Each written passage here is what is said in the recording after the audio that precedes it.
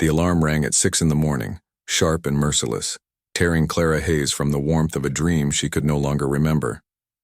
Only a faint glow lingered in her chest, the shadow of a touch that had seemed real.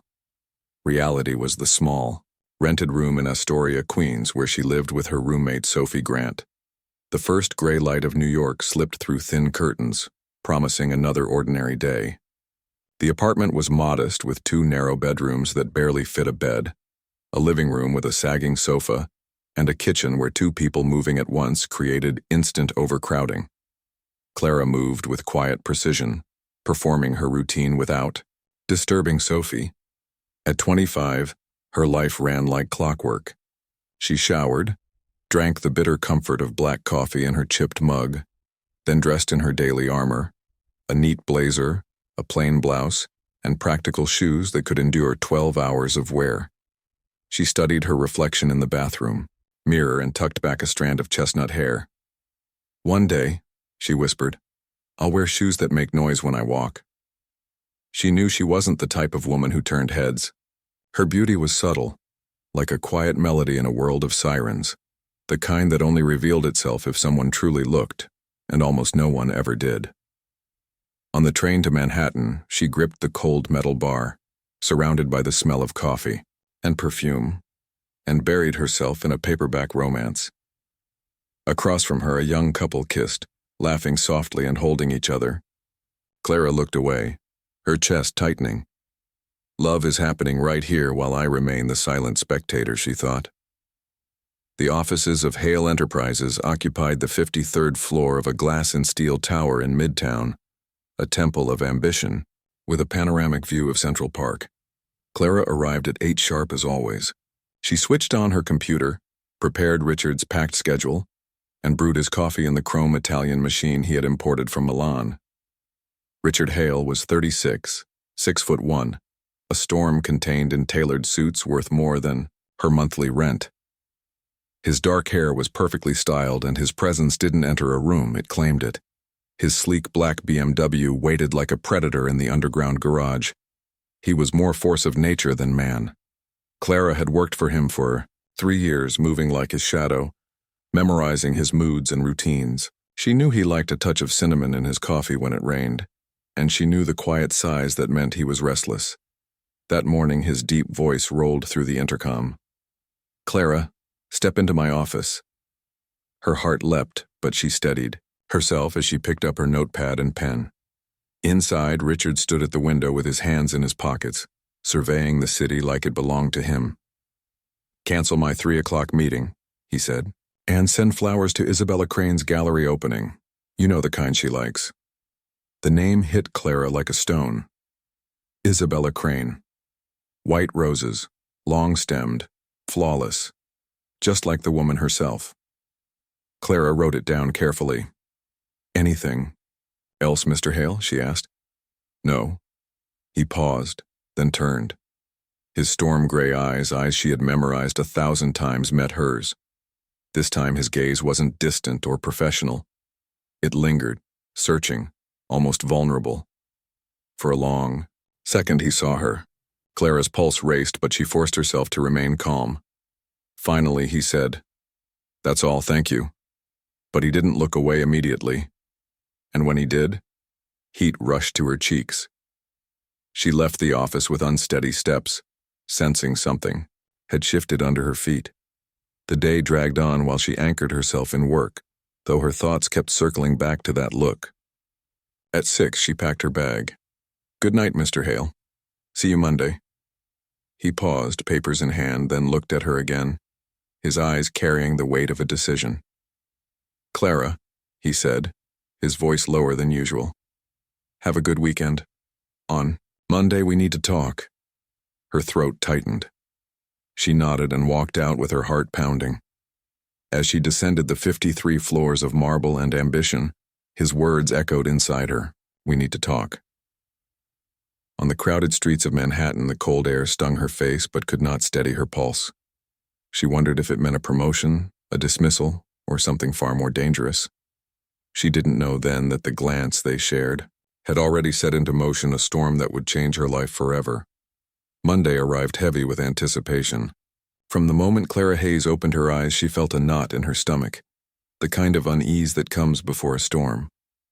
She dressed with her usual care, but her hands trembled slightly as she buttoned her blazer. The subway ride into Manhattan passed in a blur, her thoughts trapped on Richard's words from Friday. "We need to talk." When she stepped onto the 53rd floor of Hale Enterprises, the air felt different. Richard Hale was already in his office, earlier than usual, moving. With a gravity that unsettled her, he answered calls with sharp brevity, signed documents with barely a glance, and more than once she caught him standing by the wide windows, staring out at the skyline like a man weighed down by something far beyond business. At 5:30, as most of the staff were leaving, Richard appeared at her desk. "Clara, could you stay a little longer? I need to speak with you." His tone wasn't professional, it was personal, almost fragile. Her chest tightened, but she nodded. She saved her files, stood, and followed him into his office. The setting, sun painted the Hudson River in deep shades of orange and violet, casting his figure in a dramatic silhouette. He gestured toward the chair opposite his desk. Clara sat, her legs unsteady, while he remained standing, his knuckles white against the back of his chair. "Clara," he began, "in 3 years of working together, you've learned more about me than anyone else." His voice was low, confessional. "You know I'm not someone who opens up easily. I don't talk about my personal life." She nodded, barely whispering, "Yes, I know." He exhaled and leaned against the desk, folding his arms as if bracing himself. "There is a woman," he said. The words pierced her like a knife. "Someone who still is, very important to me. Isabella Crane." Clara kept her expression neutral, though inside she felt something fragile break. Richard's face softened as he spoke the name. "We were together for 2 years, but she ended things 8 months ago. She said I never opened myself to her, that I was too closed off. She needed more than I could give, and she was right." His voice was raw, the words heavy with regret. "Now I realize I made the biggest mistake of my life. I let her go, and I can't stop thinking about her." Clara's throat felt dry as she asked, "And where do I come in?" Richard's gray eyes met hers, filled with a plea she had never seen before. "You are the most sensitive and honest person I know. You understand people in ways I never could. You notice the details that matter. You know what women want, what makes them feel valued. I need your help." Her heart pounded painfully. She knew what was coming, but still wished she was wrong. "I need you to teach me," he continued, stepping closer. "Teach me how to win Isabella back, how to be the man she deserves." The silence after his words pressed down on her. She heard her own heartbeat like a drum. She wanted to scream, "Why not me? Why never me?" But all she managed was a faint trembling. "Richard, I don't know if I'm the right person for this." "You're the only person," he said firmly, desperation etched in his face. He knelt in front of her, an unexpected gesture that stole her breath. Taking her hands in his, he looked up at her with sincerity that left her defenseless. "You know me better than anyone. If anyone can help me, it's you." Clara's pulse raced at his touch, his strong hands enveloping hers. She closed her eyes for a moment, fighting back the ache in her chest. Finally, she whispered, "All right, I'll help you." Relief broke across his face like dawn. His smile was radiant, unguarded, almost boyish. "Thank you, Clara. I knew I could count on you." She forced a smile, though inside it felt like she had just signed her own undoing. She had agreed to help the man she loved, so he could love someone else. Richard stood, still holding her hands for a lingering second before letting go. "Tomorrow we'll go over the details, but this has to stay between us. No one else in the office can know." "Of course," she replied, her voice barely steady. "You don't know how much this means to me," he said warmly. "Isabella is going to be so impressed when she sees the man I've become." Clara rose on unsteady legs, clutching her purse. At the door, he called softly, "Clara, thank you. You're special." She gave him a sad smile that didn't reach her eyes and left the office. As the elevator carried her down 53 floors, she leaned against the mirrored wall, staring at her reflection. She looked the same as always, plain, ordinary, unremarkable. Nothing that could compare to Isabella Crane, sophisticated gallery owner and woman of his dreams. What had she just agreed to? And why did it feel like she had broken her own heart before she had ever truly held it? The next morning, Clara Hayes walked into the office with the weight of sleepless hours pulling at her. Her dreams had been restless, a blur of Richard's face, his pleading voice, and the unbearable memory of his hands holding hers. She told herself over and over that she would stay professional, that she would wear her composure like armor. If she was going to help him, she would do it with precision and discipline, even if it shattered her piece by piece. When she arrived, Richard was already in his office, which was unusual. Normally, he never came in before 9, but it was only 8:15 and he was there, pacing restlessly in a dark shirt without his jacket, his energy vibrating with nervousness. He looked up when she entered and gave her a smile that was too raw to be his usual mask of control. "Good morning, Clara," he said.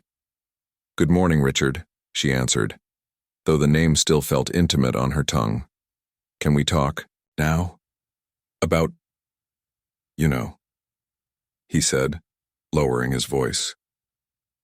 She set her purse aside and followed him into the office. He closed the door behind them, the sound locking her into dangerous territory. He perched on the edge of his desk while she remained standing, determined to keep her balance. "Where do we begin?" he asked. Clara drew in a breath. "First, I need to understand Isabella. What does she love? What makes her feel alive? How did you meet her?" His expression softened instantly, his eyes lighting up with memory. "We met at an art exhibition in the meatpacking district. She was explaining a light installation to a group of tourists. She spoke with such passion. I couldn't stop listening until she noticed me, and when she smiled, it was like the world stopped." The words hit Clara like stolen lines from a romance novel. Still, she forced herself to continue. "What is she like?" "Vibrant. She loves music, dancing, art. She adores jazz, tango, the classics. She always tried to drag me into dance classes with her, but I told her I didn't have time. And now?" He sighed. "Now I would do anything just to dance with her once more." Clara closed her eyes briefly, gathering strength. "Then we change your approach completely. You can't just buy expensive gifts and think that's enough. You need to show her a different side of you." Richard leaned forward, attentive. "I'm ready. Tell me what to do." "First clothes," she said, walking to the small wardrobe where he kept spare suits. She pulled out a softer light blue shirt he had never worn to work. "Tomorrow you wear this. No tie. Sleeves rolled up. Less Wall Street, more human." He frowned. "I have meetings with investors tomorrow." "Is Isabella more important than your investors?" she asked sharply. He fell silent, then nodded. "Second messages, give me your phone." He hesitated, then handed it to her. Of course she knew the password.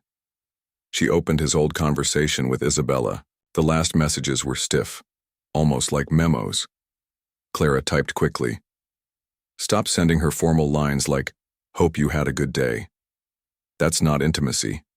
Send something simple and real like, 'I thought of you today when I saw the sunset over the Hudson. It reminded me of your smile.'" Richard blinked at the words as if they were foreign. "That seems cliché." "To you, maybe," Clara replied. "To her, it will feel personal. Women want to know they are remembered in the small moments.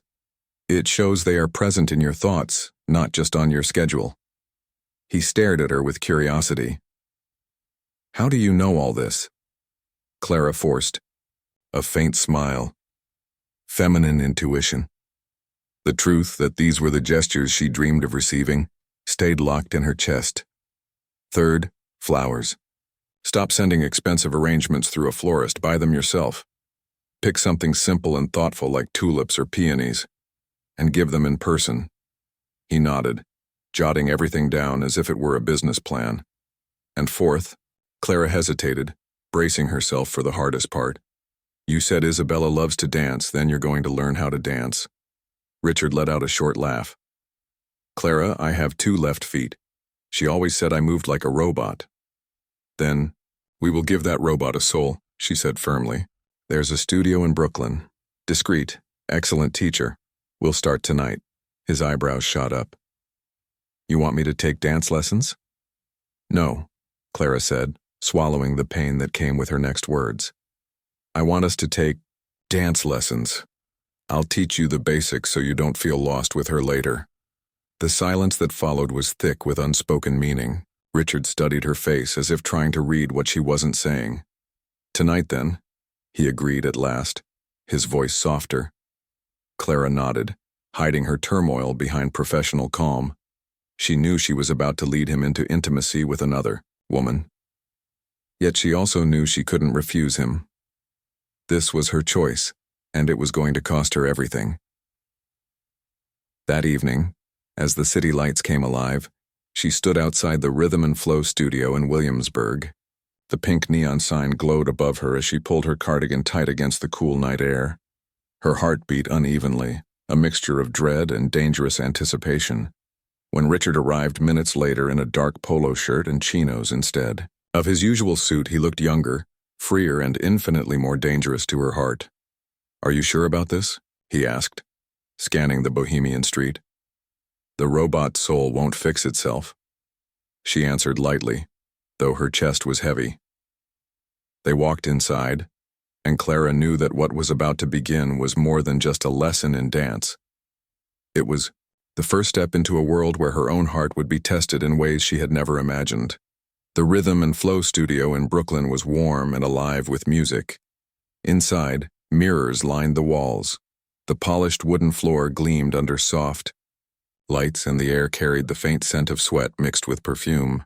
Couples practiced in different corners, their bodies moving in silent conversation. The receptionist, a girl with short purple hair, greeted them with a friendly smile. Marcus is finishing up a private lesson, but you can use Studio 2. It's empty. Thank you, Clara said, feeling Richard's curious eyes on her as she led him down the hall to a smaller, more private room. It was simple, with just a sound system and a wall of mirrors. The silence felt almost too intimate. Clara plugged in her phone and chose a tango track, a song filled with longing and passion. She turned to him and held out her hand. We'll start with tango. The steps are precise, easier to follow. Richard looked uncertain, but he stepped forward and placed his hand in hers. The touch sent a shiver up her arm. Your left hand on my shoulder, your right holding mine, she instructed, her voice lower than she intended. He obeyed, and suddenly the distance between them vanished. He was close enough for her to see. The flecks of gold in his gray eyes, close enough for his scent of sandalwood and rain to wrap around her. Now follow my steps. Slow, slow, quick, quick, slow. At first he was stiff, clumsy, stepping on her foot twice. Each time he muttered an apology that vibrated through his chest to hers. Clara forced a soft smile. Relax, Richard. Don't think about the steps. Feel the music. Let it guide you. He closed his eyes for a moment, took a deep breath, and when he opened them, something had changed. The tension in his shoulders eased, his movement softened, and his steps began to flow. He followed her lead, until suddenly he wasn't following anymore. He was dancing. The change electrified Clara. She let herself sink into the rhythm, into the music, into the presence of the man holding her. For a few blissful minutes, she forgot Isabella Crane, forgot the painful reality that this was all for another woman. In that small mirrored room, she wasn't his assistant. She was his partner. Like this, he whispered near her ear, his breath warm against her skin. Her voice trembled. Yes, like this. Their eyes locked as their hips moved in sync, their bodies closer than they had ever been. The world outside disappeared. The music, the mirrors, everything faded until there was nothing left but the two of them suspended in the moment. Clara's chest tightened. If he pulls me just a little closer right now, I won't have the strength to resist. But then the music ended. The final note hung in the air and vanished, leaving silence heavy between them. They stepped apart suddenly, like magnets repelling, the spell broken. You dance very well, Richard said, his voice unsteady. You're a fast learner, she replied, forcing herself back into the role of teacher. Isabella will be impressed. The sound of that name felt like a splash of cold water. Clara quickly changed the track. Let's try something different. Salsa this time. They practiced for another hour. Salsa, a bit of merengue, even a touch of swing. Richard was focused, absorbing each step with determination, and Clara couldn't deny it. Dancing with him was intoxicating. But every time a song ended, reality came crashing back.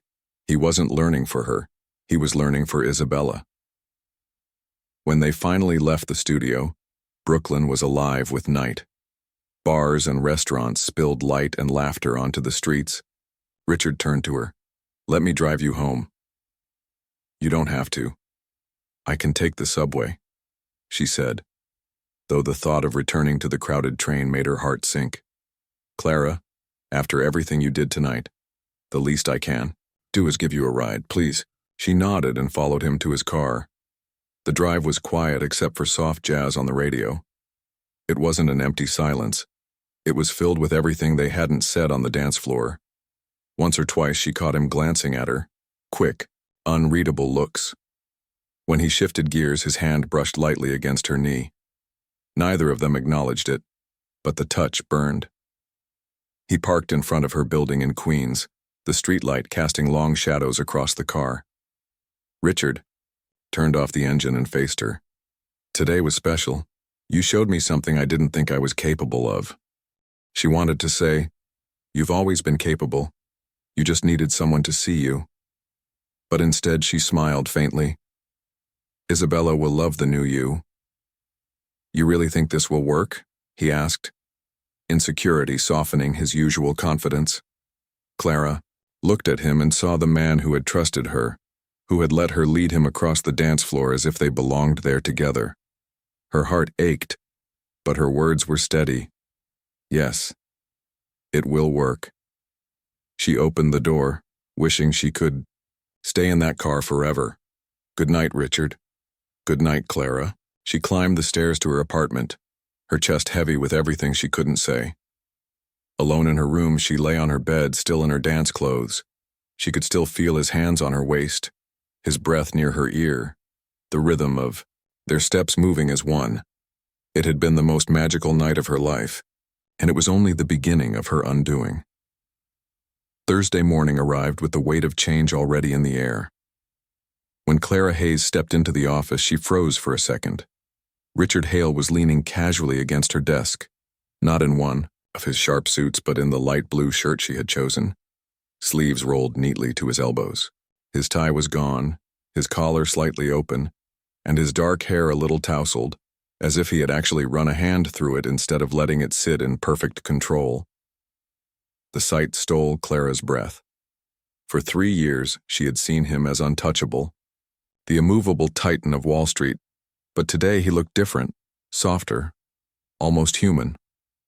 He was smiling, not the polite professional smile she was used to, but something warm, almost playful, as he listened to the cleaning lady talk about her grandson. He wasn't just hearing her words, he was paying attention. Clara had never seen him do that before. Good morning, Clara, he said when he noticed her. His smile widened, genuine and easy. Good morning, Richard, she replied, her voice steadier than she felt. All morning she watched him carefully from her desk. Small details stood out, changes no one else would notice, but that to her were monumental.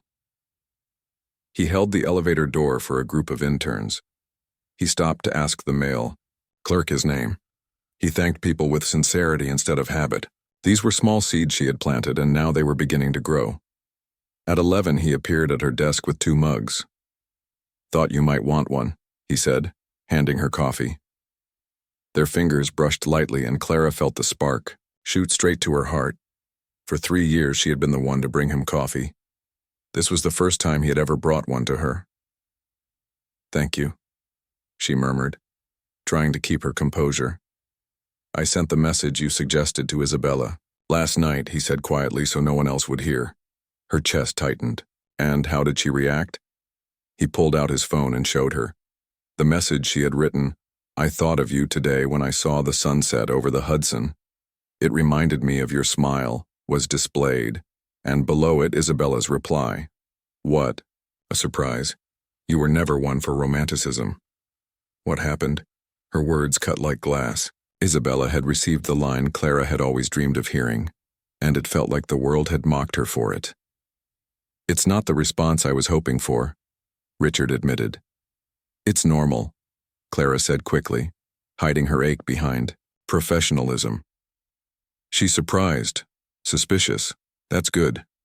It means you've unsettled her expectations. You're on the right track.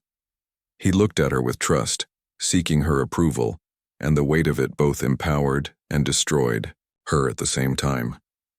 At lunch, he appeared at her desk again. "Let's eat together. We can discuss the next steps." It was rare for him to suggest lunch without executives present. Clara nodded, trying to ignore the tremor in her hands. They walked to a small Italian bistro a few blocks away. The warm smell of garlic and basil wrapped around them as they settled at a private corner table. "I have to confess something," Richard said once they ordered, leaning in close.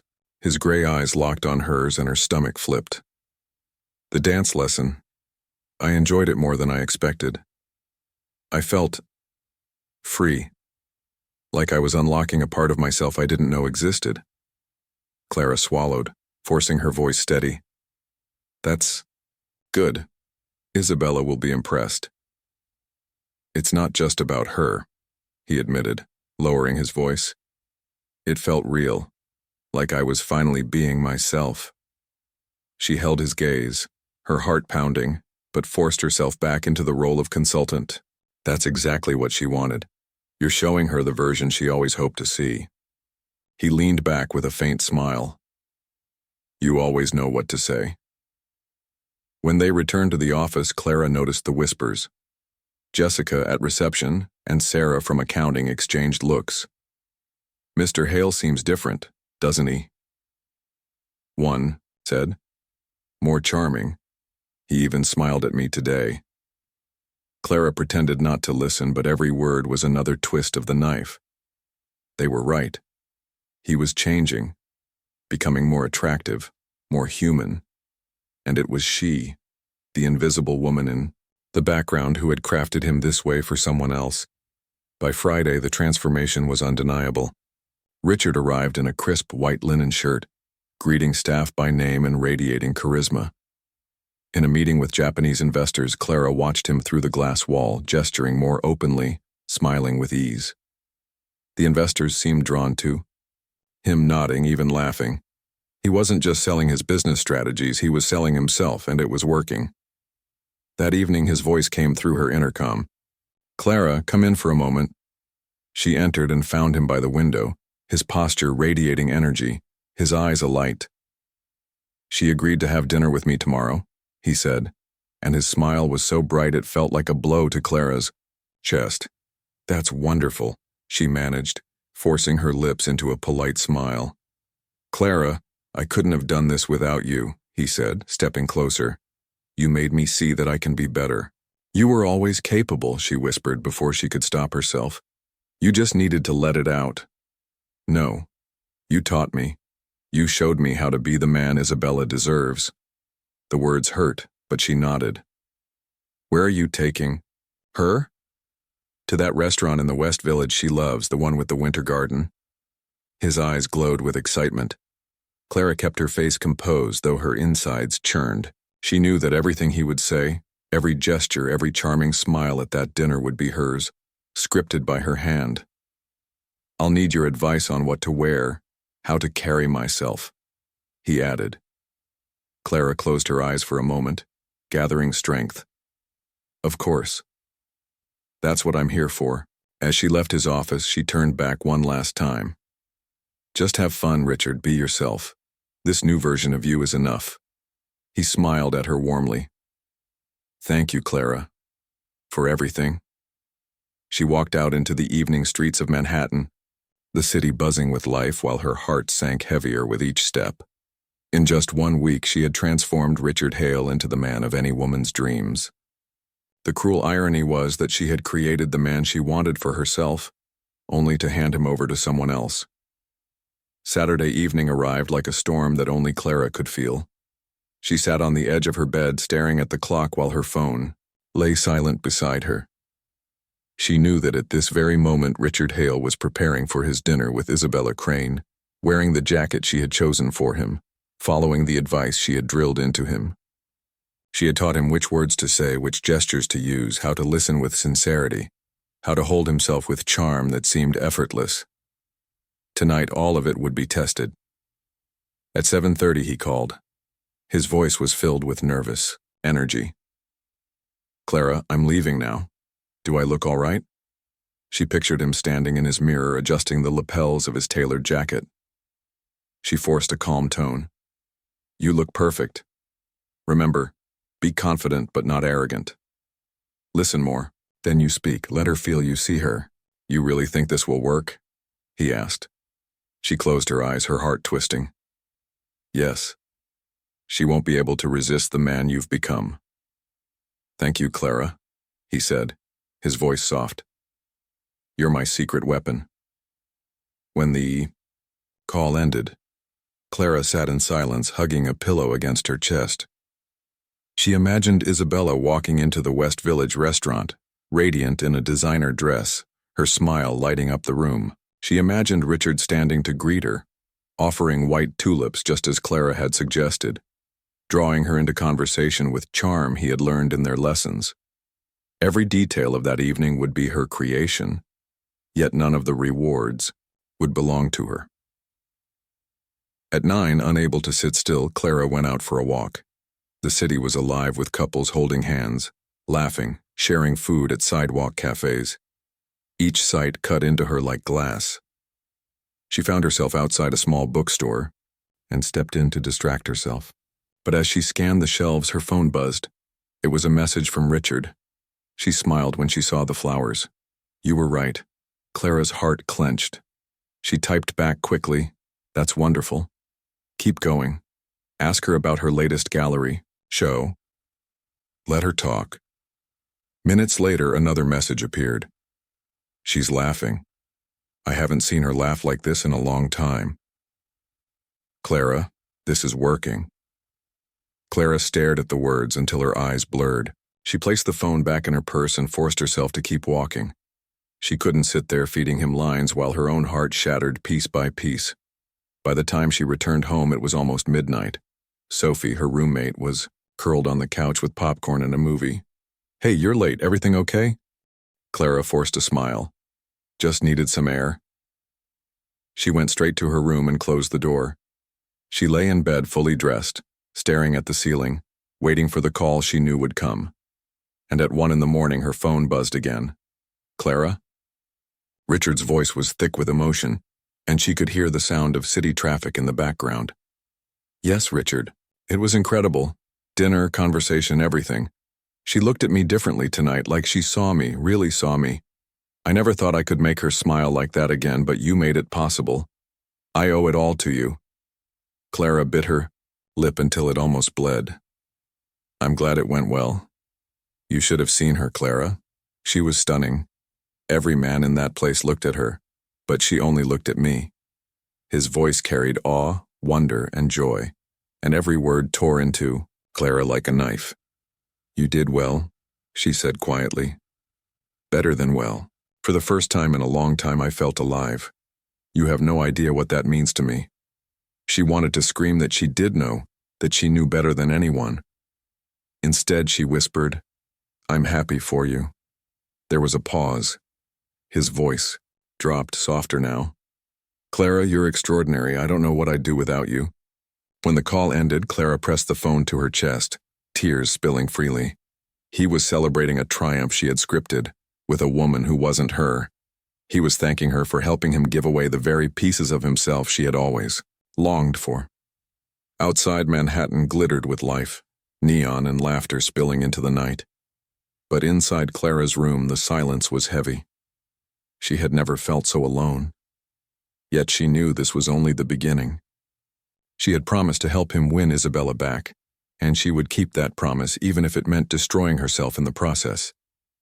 Monday morning, the office buzzed with whispers that spread like wildfire. Word had traveled fast. Richard Hale had been seen at the West Village restaurant with Isabella Crane on Saturday night. Staff who had never spoken about his private life now leaned close to one another, voices low but excited. Clara moved through the chatter with steady hands, hiding the storm inside her. At 10 o'clock, the elevator doors slid open, and Isabella herself stepped onto the 53rd floor. She was everything Clara had imagined and more. Her dark blonde hair was pinned elegantly. Her fitted cream coat fell gracefully around her frame and her heels clicked confidently against the marble. Her smile was dazzling, the kind that drew every gaze in the room. Conversation stilled as she passed, employees staring at her with admiration and curiosity. Clara froze behind her desk. It was one thing to hear Isabella's name in conversations, or see her in glossy magazine spreads, but it was another to watch her glide into the office like she owned the ground beneath her. Clara instinctively sat straighter, smoothed the front of her blouse, and willed herself to look composed. "Good morning," Isabella said warmly as she approached. "You must be Clara." "Yes." "Welcome to Hale Enterprises," Clara replied, her voice calm even though her chest tightened painfully. Richard emerged from his office, his face alight with a rare glow. "Isabella," he greeted, taking her hand and pressing a kiss to her cheek. The tenderness in his eyes, so different from the coolness she was used to, nearly broke Clara. "Richard insisted I stop by," Isabella said, laughing lightly. "He wanted to show me the view from his office." Clara forced a professional smile. "Of course, he has one of the best in Midtown." She watched them walk into the glass-walled office together, their reflections overlapping in the glass like two pieces of a perfect picture. The door closed behind them, shutting her out. From her desk, Clara saw the way Richard leaned closer to Isabella, his expression soft and attentive. She saw Isabella's laughter, her graceful hand resting lightly on his arm. Every move, every glance, every word he spoke carried traces of Clara's coaching. It was like watching her own heart play out in front of her, except she was only the ghost in the background. Half an hour later, the office door opened, and Isabella walked out, radiant. She paused at Clara's desk, her smile kind but edged with curiosity. "You've done an excellent job keeping him together. He says he couldn't function without you." Clara forced a polite laugh.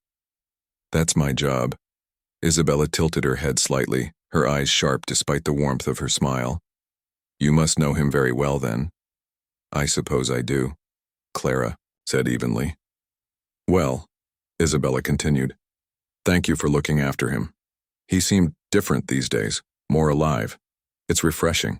Before Clara could reply, Richard rejoined them, placing his hand lightly on Isabella's back as he guided her toward the elevator. "I'll call you tonight," he promised, his tone warm and low. Isabella gave him a parting smile that lingered, long after the elevator doors closed. When Richard returned, Clara kept her eyes on her computer screen, but he stopped at her desk. "She liked the visit," he said, his voice carrying quiet triumph. "She noticed the changes." "That's good," Clara replied softly. "She said she feels like she's rediscovering me," he added, his gray eyes bright. "And it's because of you, Clara." Clara's throat ached, but she managed to smile. "I'm glad." All afternoon she moved through her tasks like an automaton, but inside she burned. Seeing Isabella in the flesh, seeing her luminous beauty, her effortless grace, had driven home the truth she had tried to avoid. Compared to Isabella, Clara was invisible, ordinary, unremarkable. Yet as she caught Richard's eyes drifting toward her later in the day, brief glances quickly averted, she wondered. He had Isabella's attention now, the glamorous woman everyone admired. But why in those fleeting stolen moments did his gaze still wander back to her? The weeks that followed unfolded like scenes from a play that Clara herself had scripted. Every day Richard appeared more polished, more magnetic, more human. He laughed easily now, asked questions with genuine interest, and carried himself with the confidence of a man who had rediscovered something he thought he had lost. To the world around him, he looked like a man in love. Clara saw the changes with a mixture of pride and anguish. When Isabella visited the office again, she draped her hand possessively over Richard's arm and charmed everyone with her elegance. The staff whispered that they were the perfect couple. Finally, someone said near the break room, "Mr. Hale looks happy. They're made for each other." Clara smiled politely whenever she overheard such comments, then returned to her desk with her heart quietly unraveling. Richard shared updates with her almost daily. After every dinner, every gallery visit, every late-night phone call with Isabella, he came to Clara first. He told her about Isabella's laughter, the way her eyes sparkled when he recalled something from their past, the warmth in her voice when she said she had missed him.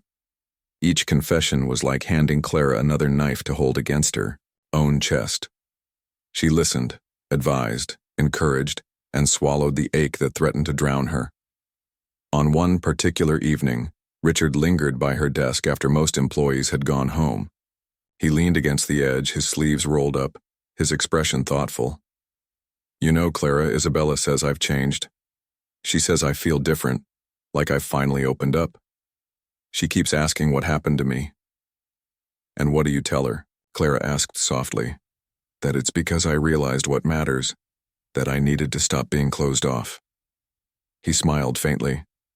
"But the truth is, Clara, it's because of you. You've taught me everything."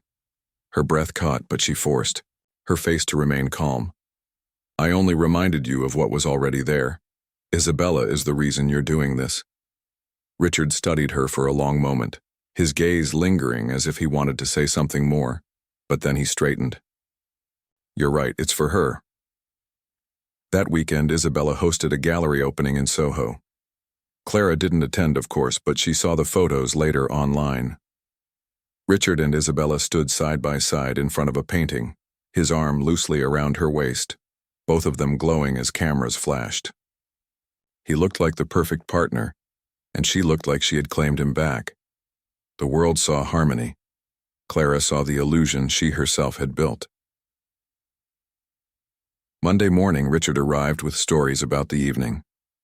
"She told me she hasn't felt this connected to me in years," he said, his smile boyish and unguarded. "Clara, it's working. She's letting me back in." "I'm glad," Clara replied, though her voice was a whisper. At her desk later, she stared at her computer screen, unable to focus. The illusion was flawless. Richard and Isabella looked like the couple everyone envied, radiant and magnetic.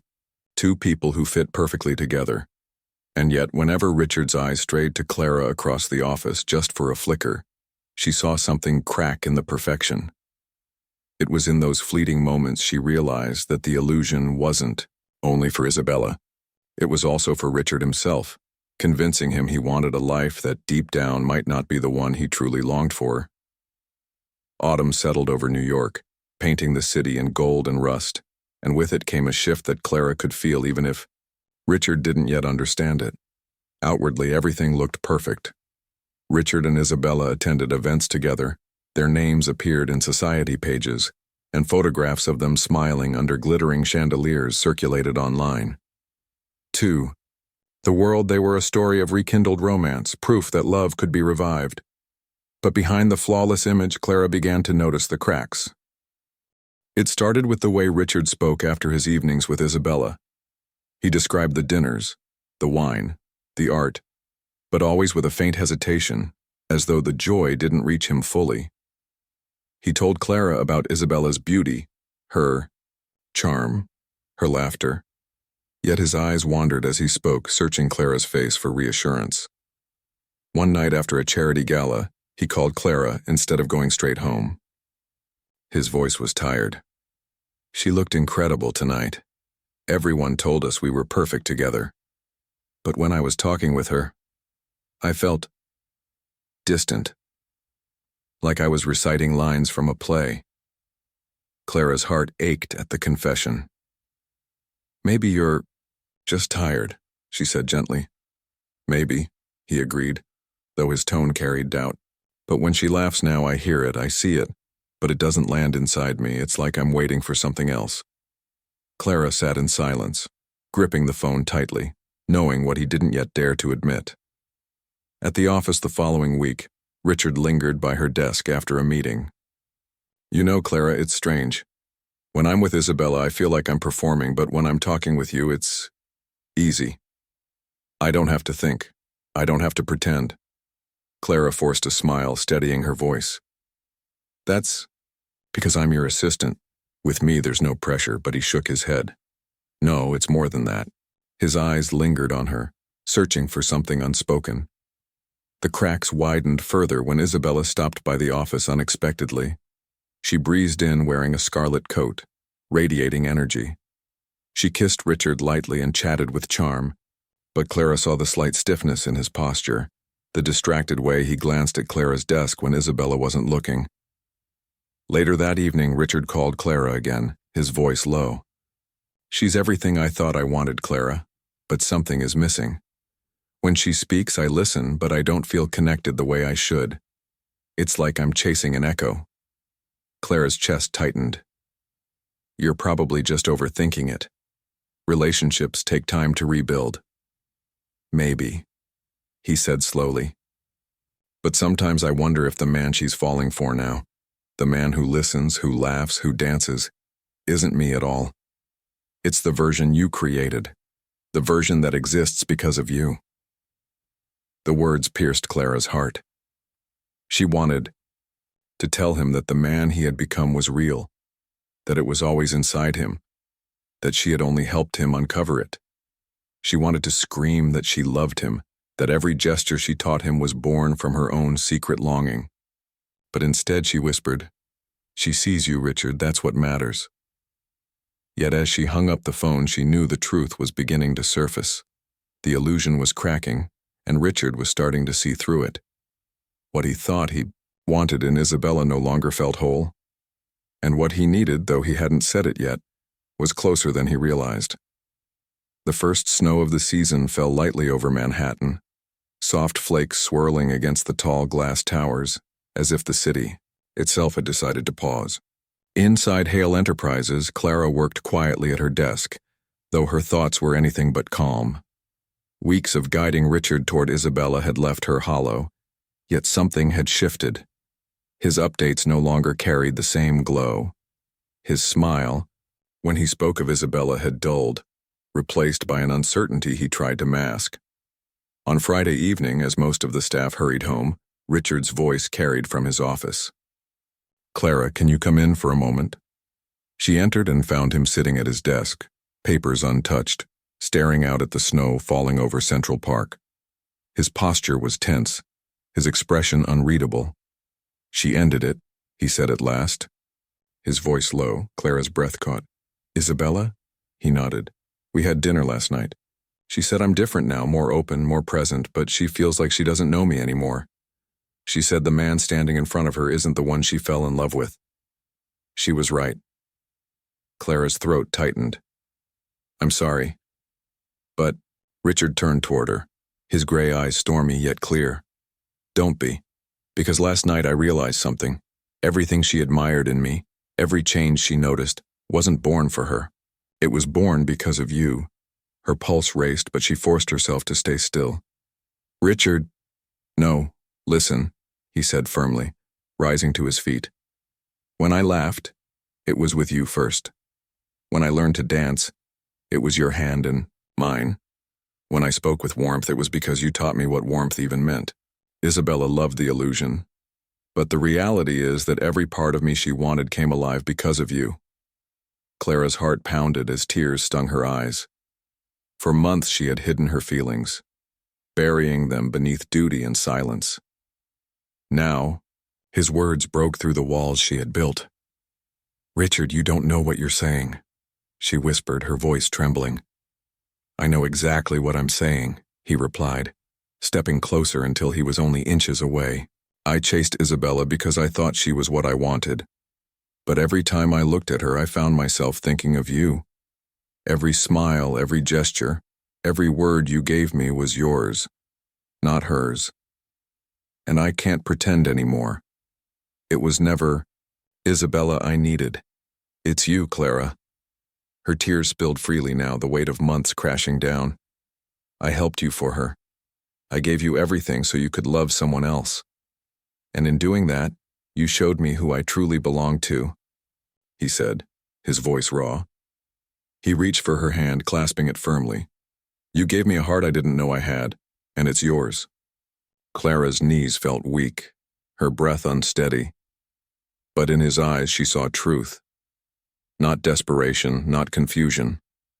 Truth. The storm-gray eyes that had once only seen her as an assistant now looked at her as the center of his world. "I don't know how to be this man without you," Richard admitted, "and I don't want to try." For a long moment, Clara could only look at him, the man who had unknowingly carried her love for years. Then finally she let her defenses fall. "It was always you for me, Richard, always." Relief and longing crossed his face as he pulled her into his arms. The snow fell heavier outside, coating the city in silence. But inside that office, Clara and Richard stood together. No longer boss and assistant, no longer teacher and student, but two souls who had finally found the courage to admit what had been there all along. The illusion was broken, the performance was over.